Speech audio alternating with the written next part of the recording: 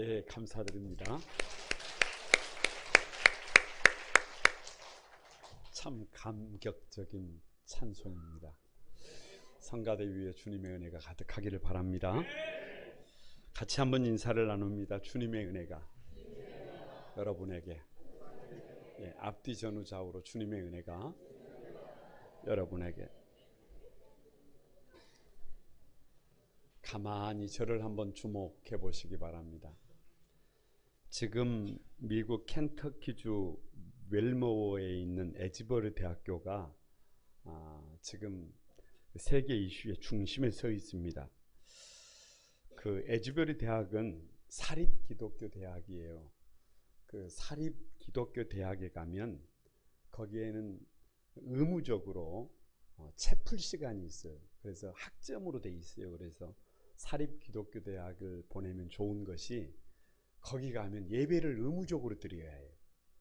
그래서 당연히 매주 그 수요일 날 채플을 드리는데 2023년 2월 8일 몇 주 안 돼 있어요.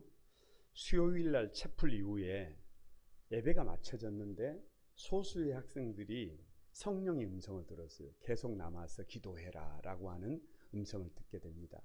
그리고 그 남은 사람들 중에 한 학생이 자신의 죄를 공적으로 고백하는 일이 있었어요. 그 뒤부터 강력한 성령의 역사가 있어가지고 그때부터 24시간 예배가 쉬지를 않는 거예요. 주체자가 없어요. 주체하는 사람은 없는데 사람들이 몰려들기 시작하고 급기야는 학교에 휴교령을 내렸어요. 이게 통제가 안 되니까 수업을 계속할 수가 없으니까. 그래서 학교 총장의 권한으로 휴교령을 내리고 미국 전역에서 수많은 사람들이 구름처럼 몰려들어 가지고 하나님을 찬양하는 일이 지금 미국 땅에서 벌어졌어요. 오늘날과 같은 세상에서 어떻게 이런 일이 가능할 수 있을까? 저 미국이 세속화의 물결을 거스르지 못하고 있는 것을 아는 사람은 지금 다 알고 있어요. 교회조차도 세속화되어 버려서 교회를 염려하고 과거 은혜를 경험했던 그 많은 믿음의 선배들이 미국 교회의 회복을 위해서 얼마나 지금 기도하고 있는지 몰라요. 그런데 이 성령의 그런 강력한 그 임재 뒤에는 반드시 뭔가 특징이 있더라고요. 오순절 마가의 다락방에 120명의 성도들이 회개할 때 불 같고 바람 같은 성령의 역사가 있었습니다. 1907년 저 평양 장대현 교회에서 시작된 부흥운동도 여러분 길선주 장로라고 하는 이 장로 한 분이 그 부흥의 시간에 자신의 죄를 공개적으로 고백을 했어요. 그 뒤에 평양이 막 난리가 났습니다. 지금 저 에즈버리 대학도 마찬가지예요. 한 학생이 자기 죄를 공개적으로 고백하고 난 뒤부터 막 그런 역사가 일어나고 있는 것입니다. 학생들이 얼굴이 달라지고 있어요. 여기저기에서 성령의 임재를 경험한 학생들이 인생이 달라지고 삶의 목적과 방향이 달라지는 것을 보고 있습니다. 자기들 표현대로 하면 그냥 난리가 났다. 뭐라고요? 난리가 났다. 옆 사람에게 한번 인사합니다. 여러분의 인생에도 성령님으로 인해서 난리가 나기를 바랍니다. 황홀한 구원 22번째 다 같이 한번 성령의 인도를 받는 사람. 성령은 하나님의 영이에요. 그래서 하나님의 영으로 인도함을 받는 사람입니다. 왜 하나님의 영으로 인도함을 받는 사람이냐 그러면 지난 겨울 많이 추웠어요. 온 대지가 얼어붙었어요. 그런데 봄바람이 불어오니까 땅이 끓어요. 여러분 느끼지 못하는 사람들은 한번 산에 올라가 보세요. 그러면 그렇게 얼어붙어 있던 땅이 여러분 밑에서부터 끓어가지고 땅이 스펀지 같아요. 그 굳어있던 땅이 스펀지 같고 여러분 깨어나면서 싹이 나고 꽃이 피고 곧 푸르른 녹음의 계절이 올 것을 믿습니다. 성령의 역사도 이와 같아요. 성령님께서 우리 가운데 임하시면 우리를 끓게 만듭니다. 우리를 열정적인 사람으로 바꿔놓습니다. 얼굴이 밝아집니다. 삶의 방향과 목적이 바꿔집니다. 저와 여러분의 삶의 자리에 생각하지 못했던, 저와 여러분의 삶의 자리에 눈으로 보지 못하고 귀로 듣지 못하고 생각하지 못했던 하나님의 나라가 임하는 것을 경험하게 될 것을 믿습니다. 누가 하나님의 영으로 인도함을 받는 사람이냐? 여러분, 계속해서 로마서 8장을 설교하고 있는데요, 로마서 8장은 이제 성령께서 도우신다는 거예요. 성령님의 역할이에요. 누가 하나님의 영으로, 그 영으로 인도를 받는 사람이냐? 첫 번째가 다 같이 한번, 하나님의 영으로 몸의 행실을 죽이는 사람이다. 여러분 보세요. 12절을 다 같이 한번 다시 읽어봅니다. 시작. 그러므로 형제들아, 우리가 빚진 자로 돼 육신에게 져서 육신대로 살 것이 아니니라. 그냥 거두절미하고 그러므로예요. 그러니까 1절에서 11절까지 성령께서 도우시면 자녀되는 권세를 가지고 죄와 사망의 권세에서 자유함을 누린다는 거예요. 생각이 바뀐다는 거예요. 삶이 거룩하게 달라진다는 거예요. 그러므로 형제들아, 이제는 멋대로 산 것이 아니다. 육신대로 사는 것이 아니다. 여러분, 육신이 뭐예요? 몸이잖아요. 몸이 뭐예요? 몸의 욕구, 몸의 본능이 원하는 삶대로 산다, 살지 않는다. 살지 않는다. 여러분, 사람 별거 없습니다. 사람 별거 없어요. 그냥 간단해요. 여러분, 사람은 먹는 욕심, 잠자는 욕심, 인정받으려는 욕심, 소유하려는 욕심, 거기다가 성욕까지, 몸의 욕구는 채우면 채울수록 해결이 된다, 안 된다? 안 돼요, 안 돼요. 여러분, 잠을 많이 자면 이 잠이 안 올까요? 착각입니다. 더 옵니다. 막 음식을 막 산더미처럼 쌓아놓고 막 한번 정말 팍 찔리지게 한번 먹으면 그 뒤부터는 안 먹을까요? 아니, 다 같이 아니다. 그게 그래서 해결될 문제가 아니에요. 그렇게 해서 해결될 문제가 아니에요. 그렇게 되는 게 아니에요. 제가 지금부터 묻는 말에 무조건 답이 정해져 있어요. 안 돼요. 다 같이 한번 해보죠. 뭐라고요? 안 돼요. 그렇게 답이 정해져 있습니다. 묻습니다. 내가 놀고 싶은 대로 놀면 됩니까? 내가 자고 싶은 대로 자면 됩니까? 내가 먹고 싶은 대로 먹으면 됩니까? 내가 하고 싶은 대로 하면 안 된다니까. 옆에 사람에게 안 된다. 그러면 별거 아니다.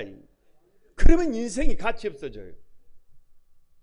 그렇게 살아서는 안 돼요. 어떤 사람들은 먹는 일에 사죽을 그냥 못 쓰는 사람들이 있어요. 어떤 사람들은 그냥 노는 일에 목숨을 걸고 노는 사람들이 있어요. 아니, 어떤 사람들은 자기가 하고 싶은 일은 막 목숨 걸고 해야 되는 사람들이 있어요.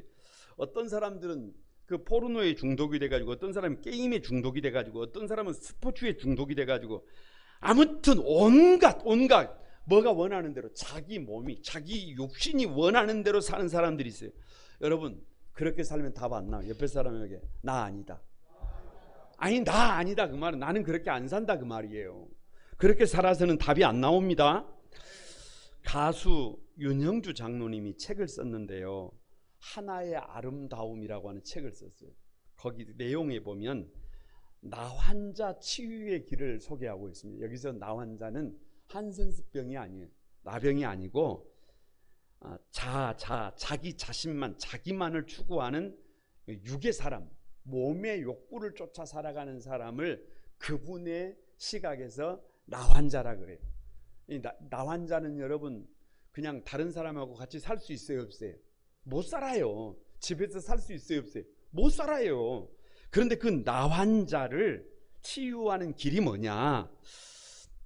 그래서 그 얘기를 쭉 이렇게 해나가는데, 믿는 사람들에게도 고질적인 질병이 하나가 있는데 그것이 바로 자기중심이라고 하는 거예요. 그래서 자기중심이 된 사람들의 특징이 뭐냐 그러면, 말을 할 때도 내가요. 내가 나보고 나한테, 나에게 뭐 주어도 나, 스스로도 나, 목적어도 나, 내 땅, 내 집, 내 것, 내 건물, 내 재산, 내 돈, 모두가 뭐예요? 모두가 내. 그러니까 그분의 말로 우리 시대의 불치병이 뭐냐 그러면, 불치병이 자기중심인 이 나환자라는 거예요. 이 나환자에 걸리면 부부가 같이 살기가 어려워요. 부모 자식 간에도 살기가 같이가 어려워요. 성도들 동행이 어렵습니다.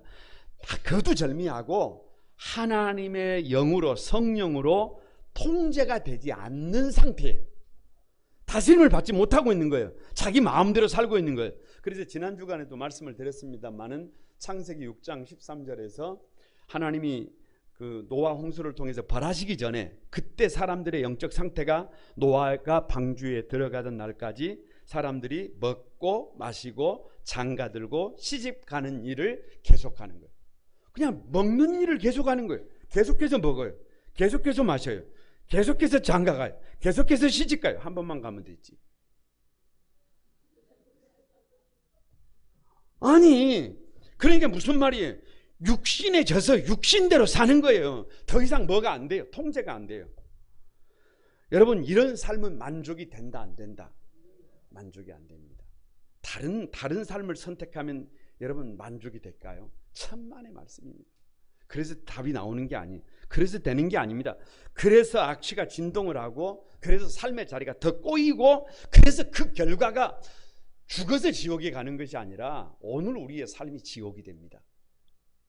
어떻게 이 나환자의 그 고질적인 병을 고칠 수가 있느냐? 13절을 한번 보세요. 13절 다 같이 한번 읽어봅니다. 시작. 너희가 육신대로 살면 반드시 죽을 것이로되 영으로서 너희 행실을 죽이면 살리라. 여기서 행실을 죽인다는 말을 그 헬라어 원어로 보면 디나투네 프락세이스라 그래요. 그냥 이 악행을 어떻게 하는 거예요? 통제를 시켜버리는 거예요. 정지시키는 거예요. 내가 시키는 것이 아니라 누가 시키느냐 그러면 성령께서 정지를 시키는 거예요. 성령의 다스림을 받는 거예요. 여러분 보세요. 제가 집에서 1년 동안 진돗개를 키웠습니다. 지금은 키우지 않습니다. 진돗개를 키웠는데 진돗개는 본능이 있어요. 사냥 본능이 있어요. 그래서 그 진돗개가 통제가 되지 않으면 사고의 위험이 있어요. 그러니까 진돗개를 키울 때는 반드시 주인의 명령에 복종하도록 훈련을 해야 합니다. 근데 여기서 말하는 복종이 진돗개가 생각할 때 내가 주인에게 복종하고 싶으면 복종하고 내가 복종 안 하고 싶으면 내 마음대로 하고, 그걸 복종이라고 해요, 안 해요? 그걸 복종이라고 하지 않아요. 뭐가 복종이냐 그러면 진돗개가 생각할 때 내가 여기서 복종을 하지 않으면 내가 죽는다. 그러니까 아무리 어려워도 나는 주인의 명령에 복종한다. 그럴 때 그걸 복종이라 그래요. 마찬가지. 은혜의 사람, 성령의 다스림을 받는 것도 마찬가지예요. 내가 좋을 때는 그냥 성령의 요청에 아멘하고, 내가 기분이 좀 안 좋아요, 내가 컨디션이 좀 안 좋아요, 내가 좀 싫어, 그러면 성령께서 뭐라고 말씀하셔도 노해. 그건 순종이 아니에요. 어떤 상황에서도 어떤 환경에서도 성령께서 말하시면, 성령께서 인도하시면, 성령께서 요청하시면 누구 나의 감정을 떠나서 순종하는 것이 진짜 순종이에요. 그것이 누가 사는 길이에요. 그것이 내가 사는 길이에요. 성령 하나님의 통제 안에 들어가는 것이에요. 그래서 내가 생각하는 대로 내가 원하는 삶을 사는 것이 아니라 성령의 통제 아래서 성령께서 인도하시는 대로 살아가는 것이 나 환자를 치료하고 고질적인 병을 치료하고 공생 함께 살아갈 수 있는 복 있는 삶으로 가는 비책인 것을 믿습니다. 여러분 꼭 기억해. 성령님만이 끊을 것을 끊게 합니다. 성령님만이 육체의 욕망을 절제할 수 있게 만듭니다. 성령께서 우리 안에 역사하시면, 이건 제 경험이에요. 나타나는 현상이 뭐냐 그러면 말씀이 그렇게 즐거워요. 말씀이 그렇게 송이꿀보다 달아요. 여러분 드라마가 재밌어요? 말씀이 재밌어요? 게임이 재밌어요? 말씀이 재밌어요? 참 말은 쉽게 하십니다. 예? 쉽지 않습니다. 한 가지 분명한 것은 하나님의 말씀이 그렇게 재밌을 수가 없어요. 그렇게 달콤할 수가 없어요. 그렇게 설레일 수가 없어요. 그래서 말씀을 듣고 있으면 그렇게 행복할 수가 없어요. 그것이 여러분이 되기를 바랍니다. 성령님이 함께하면 그렇게 좋던 술, 담배가 그냥 왠지 싫어요. 성령이 함께 하시면 입술에 달고 살았던 폭설, 폭언, 그 지저분한 욕설이 그냥 싫어져요. 성령이 함께 하시면 사랑하지 말아야 될 사람을 사랑한다, 안 한다? 안 한다. 성령께서 함께 하시면 사랑해야 할 사람을 반드시 사랑한다. 기필코 사랑한다. 아니, 성령께서 함께 하시면 내가 원하는 삶을 사는 것이 아니라 누가 원하는 삶으로, 주님이 원하는 삶으로 삶의 방향과 초점이 맞춰진다. 그래서 우리의 육신의 정욕을 절제하게 만드는 것은 저와 여러분이 아니라, 우리의 능력이 아니라 성령의 역사임을 믿습니다.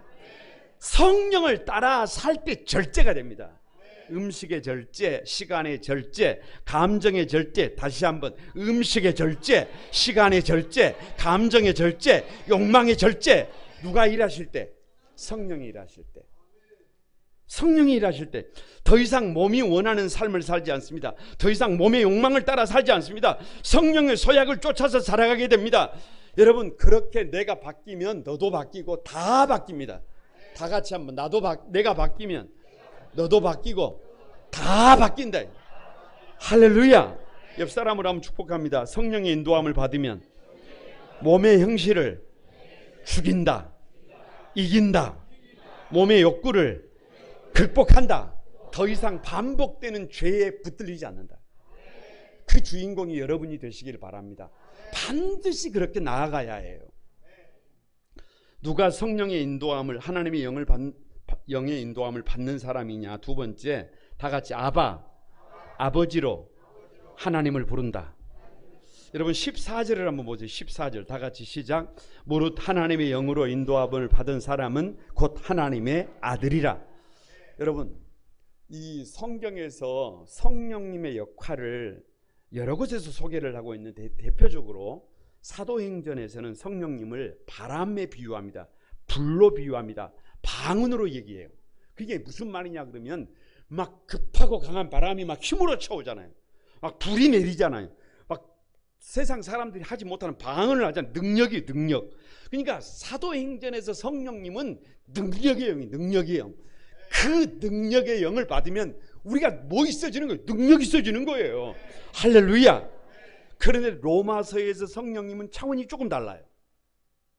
차원이 조금 달라. 로마서에서 성령님께서 우리 안에 임하시면 다 같이 나는 하나님의 아들이다 라는 확신이 들어요. 누가 이걸 증거해요? 성령께서 증거를 한다니까요. 그러니까 성령님의 인도하심, 성령님의 가장 확실한 역사가 뭐냐 그러면, 성령님이 내 안에 오시면 나는 누구의 아들이다, 나는 하나님의 아들이다 라고 하는 뭐가 생겨요? 믿음의 확신이 생겨요. 여러분, 지금부터 묻습니다. 제가 묻는 말에 나는 하나님의 아들이다, 다 같이 한번 뭐라고요? 나는 하나님의 아들이다. 이게 중요합니다. 중요합니다. 묻습니다. 왜 고아처럼 살지 않아도 됩니까? 왜 걱정하면서 살지 않아도 됩니까? 왜 혼자 무거운 짐을 지고 허우적거리며 살지 않아도 됩니까? 왜 하나님의 아들 때문에 특권을 누릴 수 있습니까? 배가리가 없이 그러면 안 돼요. 나는 하나님의 아들이다. 뭐가 있어야 해요? 확신이 있어요. 왜 영접하는 자 곧 그 이름을 믿는 자들에게는 하나님의 자녀들은 특권을 주셨습니까? 네가 내 아들이라는 거예요. 로마서에서 성령님은 어떤 대단한 능력으로 말하지 않아요. 어떤 대단한 현상을 말하지 않아요. 어떤 대단한 은사가 아니에요. 강조점이 뭐냐 그러면 네가 하나님의 아들이라는 것을 확증합니다. 증거합니다. 그러니까 성령님을 받으면 더 이상 고아처럼 특별의식에 쌓여 있지 않아요. 이것도 없고 저것도 없고 이것도 못하고 저것도 못하고 이런 짓해요, 안 해요? 더 이상 이런 짓도 안 합니다. 여러분, 성령님을 받으면 더 이상 부정의식에 사로잡혀 있지 않아요. 와, 세상이 누구를 위해서 일을 해요? 나를 위해서. 하나님이 온 우주 만물을 누구를 위해서 만드셨어요? 왜 막 그렇게 살아가는 거예요. 제가 신학교를 가보니까요, 철 없이 이제 신학교를 딱 갔단 말이에요. 그런데 신학교에 막상 가보니까 이게 계급이 있더만요. 이게 약간 웃자고 드리는 말씀입니다. 이해하고 들으시기 바랍니다. 대형 교회를 담임하는 목사님들의 아들은 신의 아들이에요. 왜냐 그러면 유학도 마음대로 갈 수 있어요.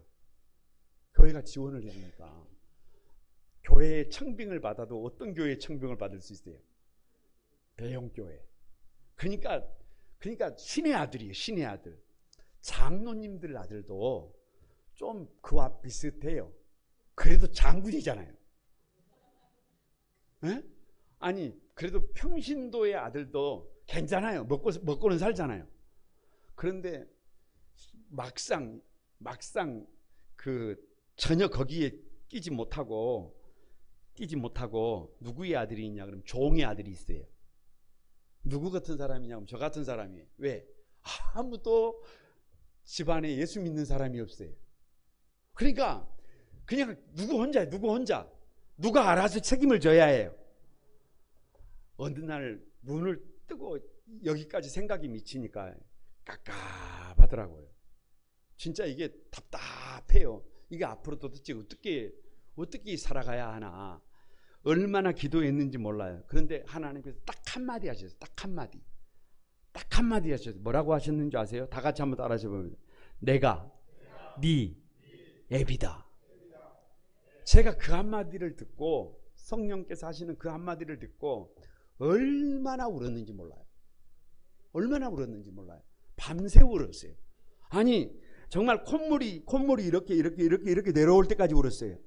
얼마나 감격했는지 몰라요. 그리고 그 이후로 더 이상 핍절의식에 사로잡혀 있지 않습니다. 더 이상 부정의식에 사로잡혀 있지 않습니다. 나는 누구다?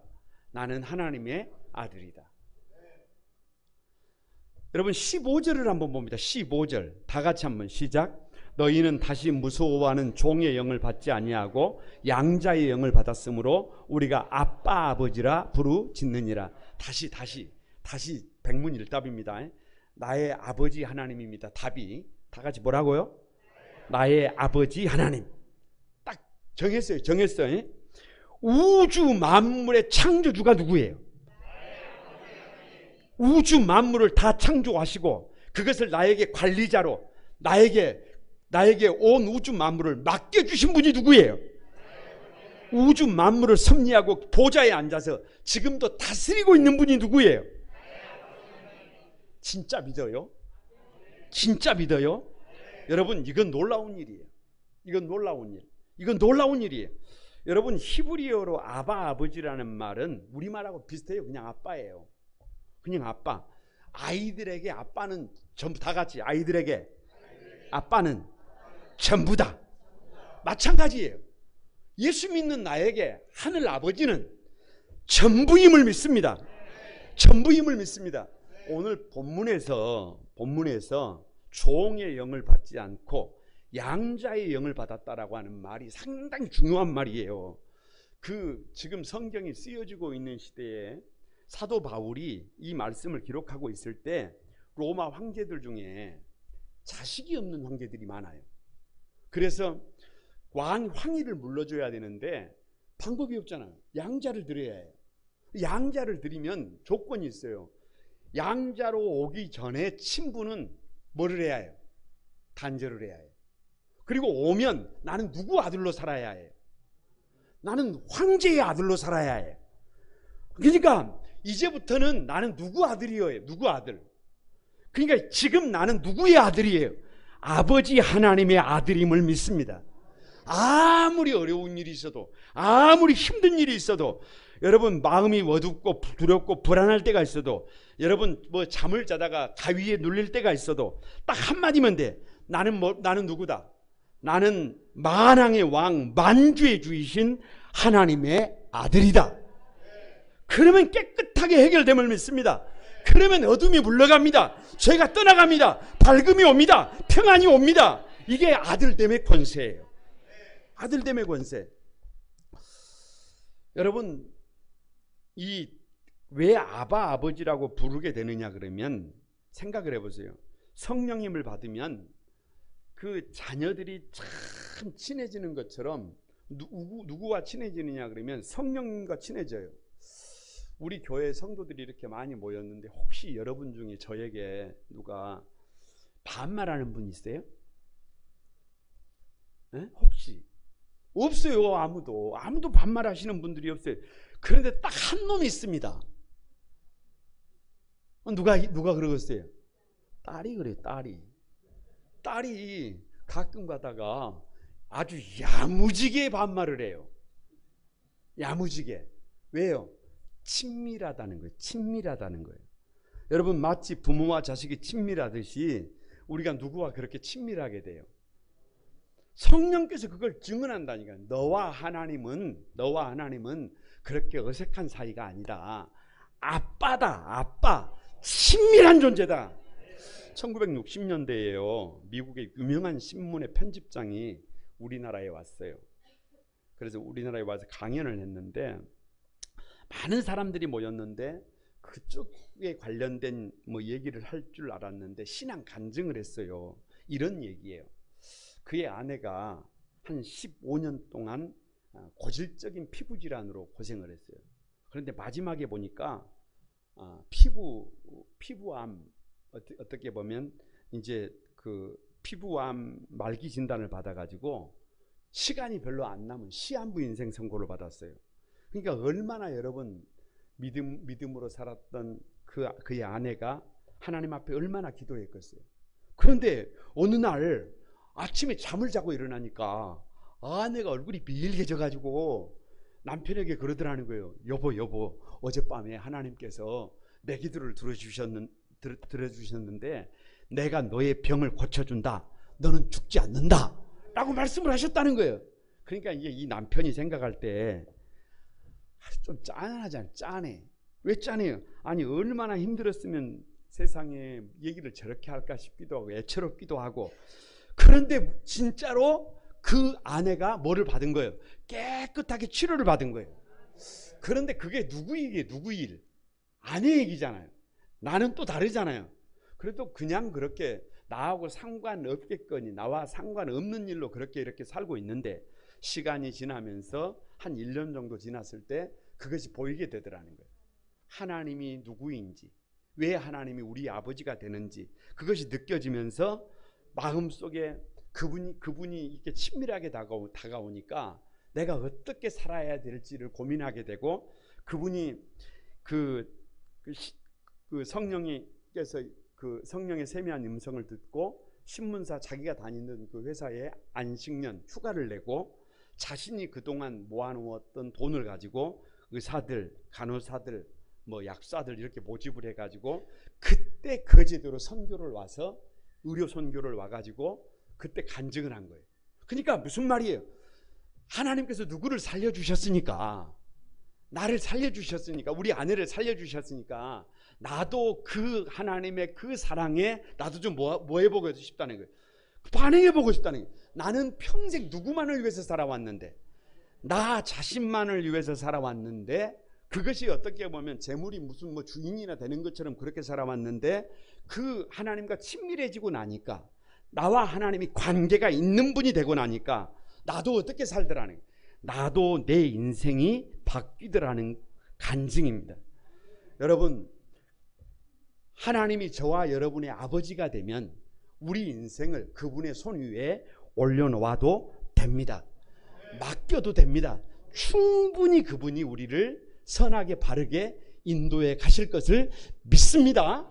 옆 사람에게 한번 축복합니다. 성령님이 임하시면 하나님을 아바 아버지로 부릅니다. 친밀해집니다. 성령께서 인도하십니다. 여러분, 삶을 주님이 인도해요. 우리가 살아가는 것 같지만 하나님께서 우리의 삶을 지금도 인도하고 계심을 믿습니다. 세 번째, 다 같이 고난도 함께 받는다. 17절 한번 보세요. 17절 다 같이 한번 읽어봅니다. 시작. 자녀이면 또한 상속자 곧 하나님의 상속자요 그리스도와 함께한 상속자니 우리가 그와 함께 영광을 받기 위하여 고난도 함께 받아야 할 것이니라. 거두절미하고 자녀이면 또한 하나님의 상속자요 그랬어요. 그리스도와 함께한 상속자니 그랬어요. 여러분 보세요. 상속이 뭐예요? 모르는 사람 있어요? 그냥 그것이 재산이든지 그것이 믿음이든지 그것이 무엇이든지 누가 받는다는 거예요. 내가 받는다는 거예요. 내가 누구의 아들이 되면, 내가 하나님의 아들이 되면 하나님의 것은 누구 것이다? 내 것이다. 다시 묻습니다. 답은 정해졌어요. 내 것이다. 너무 그러니까 나의 것이다. 다 같이 나의 것이다. 묻습니다. 하나님의 것은 누구의 것입니까? 하나님의 능력은 누구의 능력이 됩니까? 하나님의 권세는 누구의 권세가 됩니까? 여러분, 기죽지 않아도 돼요. 하나님은 우주 만물의 주인입니다. 만왕의 왕이에요. 그 하나님의 것이 누구의 것이에요? 내 것이에요. 내 것. 하나님의 능력이 내 능력이에요. 하나님의 권세가 내 권세예요. 저는 가끔 그런 생각을 해봐요. 세상에서 가장 행복한 사람이 누구냐? 뭔 나요? 접니다. 접니다. 여러분이 아니고 누구라고요? 저라고. 그런데 나만 그래요? 아니 세상에서 가장 부자가 누구예요? 아니 무슨 아무 뭐 이게 내일이 보이지 않고 흑암이 캄캄하고 하다고 할지라도 적어도 나는 내 아버지가 누구예요? 하나님이라니까요. 이게 자녀됨의 특권이에요. 특권. 이게 특권. 이거 믿어도 되고 이거 자랑해도 돼요. 아니 저는 그것을 믿고 살아갑니다. 믿고 살아가. 그래서 뭐 사람들을 만나서 밥을 먹을 때도 뭐 누구를 할 때도 그걸 믿고 살아요. 누가 내가 세상에서 가장 부자라니까요. 왜 고난도 함께 받아야 되느냐? 17절 중반 이후에 보면 우리가 그와 함께 영광을 받기 위하여 뭣도 함께 받아야 할 것이다. 고난도 함께 받아야 할 것이다. 여러분, 상속을 받는 것이 특권이라고 한다면 어찌 보면 의무가 먹었어요. 책임이 먹었어요. 뭐 별거 있어요. 고난도 같이 받는 거죠. 그래서 사도 바울은 자신의 삶을 가만히 소개하면서 고린도후서 11장 24절에서 27절에 보면 자기가 걸어왔던 하나님의 상속자로서 자기가 걸어왔던 삶을 소개하고 있는데 이렇게 소개하고 있습니다. 유대인들에게 40에 하나 감한 매를 5번 맞고 3번 태장으로 맞고 1번 돌로 맞고 3번 파산하고 일주야를 깊은 바다에서 지내고 여러 번 여행하면서 강의 위험, 강도의 위험, 동적의 위험, 이방인의 위험, 아멘이라도 좀 하시오. 시내의 위험, 광야의 위험, 바다의 위험, 거짓 청제의 위험. 이게 끝나야지. 수고하며 애쓰고 여러 번 자지 못하고 줄이며 목마르고 다 같이 여러 번 굶고 춥고 헐벗었다. 특권을 누렸으면 책임도 진다는 거예요. 주님과 함께 주님의 몸된 교회를 위해서 십자가도 짊어지더라는 거예요. 영광만 취하려고 하는 것이 아니라 쉬운 길만 걸으려고 하는 것이 아니라 누구와 함께? 주님과 함께 고난도 함께 받더라는 거예요. 그런 사도 바울이 있어서 그런 12명의 제자들이 있어서 그런 믿음의 선배들이 있어서 초대교회가 그렇게 뜨겁게 일어난 것을 믿습니다. 서울 소망교회 곽선희 목사님이 이런 간증을 하시더라고요. 당신 교회에 남편은 세상을 떠났고 아이들은 다 장성을 해가지고 이제 출가를 해버리고 나이 많은 권사님이 혼자 남았어요. 그래서 그대로 있으면 안 될 것 같아요. 아무리 생각을 해도 남은 삶을 조금은 의미 있는 일을 해보고 싶어서 호스피스 교육을 받아가지고 이제 호스피스로 삶을 죽음을 앞두고 있는 분들을 돕는 사역을 호스피스 사역이라 그럽니다. 그런 분들을 이렇게 이제 돕게 됐어요. 권사님이. 그래서 맨 먼저 만난 환자분이 80대 할아버지, 몸을 가누지 못하고 말씀만 하시고 거의 이게 음식도 많이 잡수시지 못하고 조금 이렇게 잡수실 수 있는 그런 분을 처음에 이렇게 맡아서 그분을 도와드리게 됐어요. 이제 음식도 입안에 넣어드리기도 하고 성심성의껏 그렇게 섬기고 있는 거예요. 그런데 가만히 그 할아버지를 도우면서 이분을 구원받게 해드려야 되겠다는 생각을 가지고 찬송도 불러드리고 말씀도 읽어드리고 그리고 기도를 하면서 그분을 위해서 진심을 다했더니 그 할아버지가 너무 좋아하시는 거예요. 그리고 난 다음에 좀 시간이 지났을 때 이렇게 말을 하는 거예요. 아니 몸도 못 쓰시는 분이 간병인 아주머니 그러더니 아니 뜬금없이 나하고 결혼합시다 그러는 거예요. 아니 몸도 못 움직이시는 분이 뭔 결혼을 해요. 그래서 그런데 그 모습이 너무 진실한 모습이니까 권사님이 생각할 때 그 얘기를 듣고, 여러분 오해하지 마시기 바랍니다. 이렇게 대답했다 그래요. 까짓것 결혼합시다. 한 번 뭐 과부 되나 두 번 과부 되나 어차피 뭔데. 아니 용서하시기 바랍니다. 표현이 적절치 못해도. 그래서 진짜로 변호사를 불러가지고 혼인신고를 했어요. 그런데 그 할아버지가 이제 돌아가십니다. 임종을 하는데 권사님의 손을 꼭 잡고 하는 말이 이렇게 고백을 하더래요. 하나님께서 나 같은 사람을 사랑하셔서 권사님 같은 천사를 마지막에 보내주셨습니다. 하나님 감사합니다. 권사님 감사합니다. 나는 세상에서 가장 행복한 사람입니다. 그리고 돌아가셨어요. 그런데 변호사가 와가지고 29억이 들어있는 통장을 가지고 왔어요. 왜요? 그 할아버지가 이제 죽을 날이 얼마 안 남았는데, 아니 누군가에게 상속을 해줘야 되는데 줄 사람을 찾지 못하고 있었던 거예요. 그런데 권사님의 그 진실된 모습을 보고 그 결혼을 하자고 한 것이 아니라 뭐를 해주기 위해서, 상속을 해주기 위해서. 여러분 이게 무슨 말이에요? 여러분 가만히 주님과 함께 고난을 받으면 누가 하나님께서 우리의 삶을 그렇게 인도해 주실 것을 믿습니다. 옆 사람을 한번 축복합니다. 성령의 인도를 받으면 하나님의 상속자가 됩니다. 특권과 함께 고난도 받게 됩니다. 그게 믿음의 생활이에요. 말씀을 마칩니다. 참 감사해요. 뭐가 그렇게 감사하냐? 이 로마서 8장을 계속해서 이제 묵상을 하면서요, 느껴지는 게 그거예요. 하나님께서 이 반복되는 죄를 그냥 나에게 맡겨두지 않는다. 나의 인생을 나 홀로 살아가도록 홀로 내버려 두지 않는다. 하나님께서 성령님을 보내주셔서 그 죄의 문제를 넘어설 수 있도록, 인생을 아름답게 살아갈 수 있도록 성령께서 우리 곁에서 직접 도와주신다. 그래서 이 몸의 욕구를 이길 수 있게 해주신다. 하나님을 아버지라 부르게 해주신다. 고난까지도 자원해서 받을 수 있도록 선하게 인도해 주신다. 여기까지 생각하니까요, 가슴이 벌렁거리는 거예요. 여러분, 이 아름다운 믿음의 삶의 주인공들이 여러분이 되시기를 주님의 이름으로 축복합니다. 우리 찬양하겠습니다. 슬픈 마음 있는 자.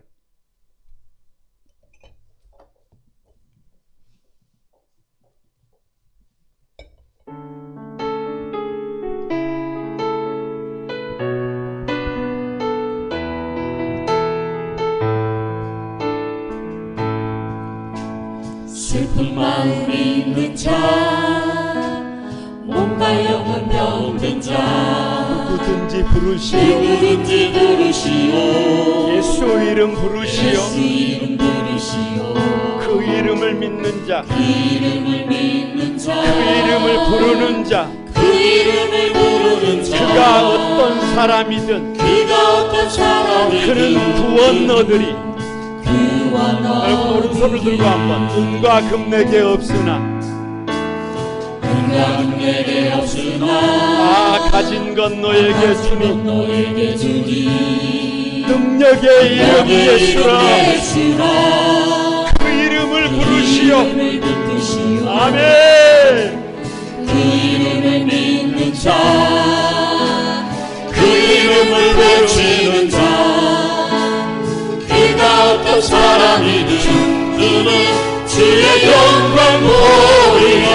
여러분 두 손 들고 같이 한번 예수 예수. 아멘. 예수, 오 능력의 그 이름 예수, 나 외쳐 부르네. 아멘.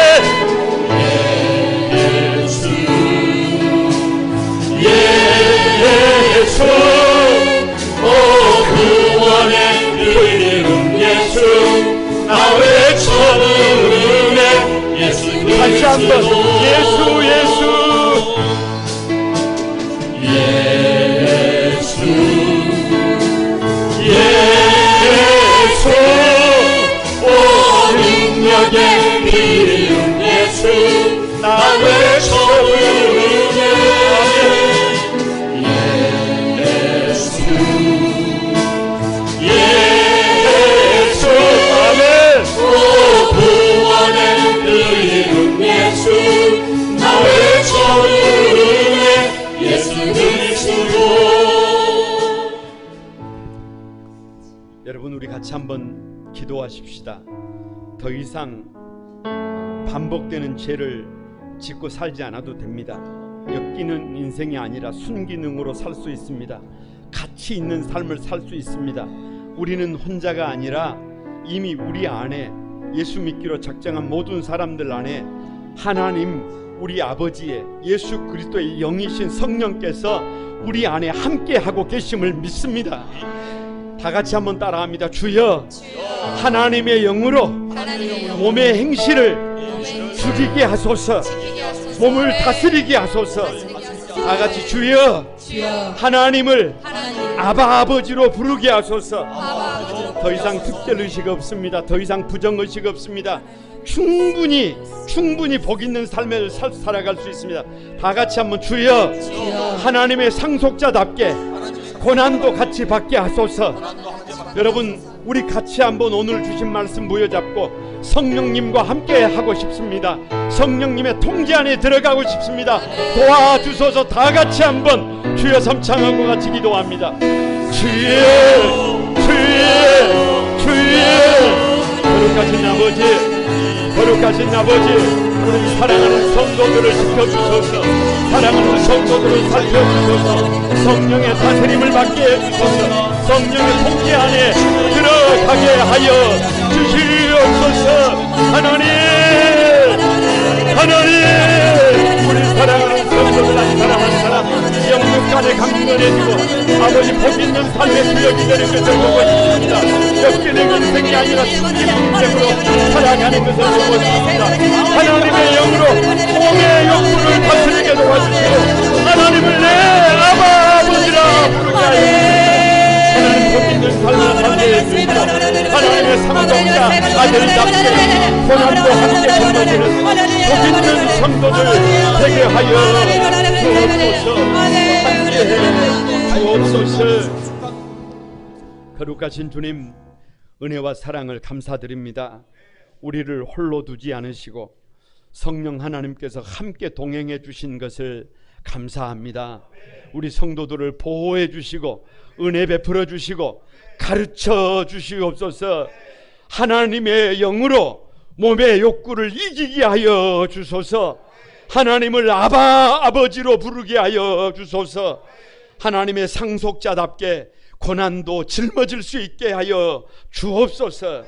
그래서 참으로 복 있는 삶을 살게 하시고 영육간에 강건한 삶을 살게 하시고 엮이는 인생이 아니라 순기능 인생이 되어 주님의 기쁨 되게 하여 주옵소서. 감사드리옵고 예수님의 이름으로 기도드리옵나이다. 아멘. 191장 찬양입니다.